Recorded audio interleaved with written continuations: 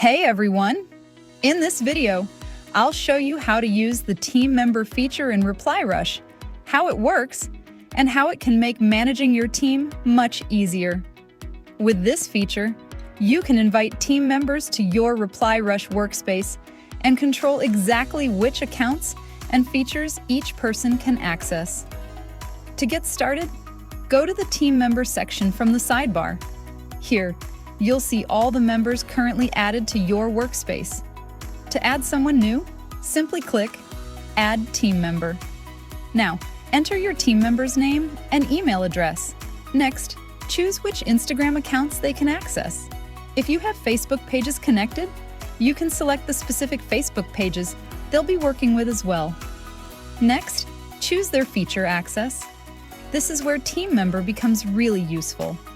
You don't need to give everyone access to your entire workspace. For example, if someone only manages comment auto reply, you can give them access to that feature.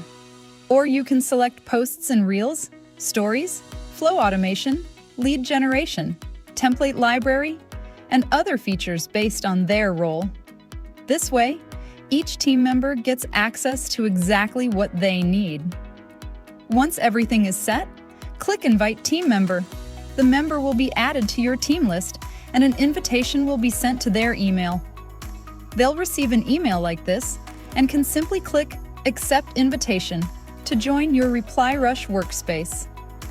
Once they log in, they'll only have access to the accounts and features you assigned. For example, if you gave them access to comment auto reply, they can manage and update auto replies without needing access to everything else in your workspace. So, the Team Member feature makes collaboration simple, organized, and controlled. You can divide responsibilities, manage account access, and give each team member the tools they need, all while keeping everything inside one ReplyRush workspace. Invite your team, assign the right access, and start working together with ReplyRush. Thanks so much for watching.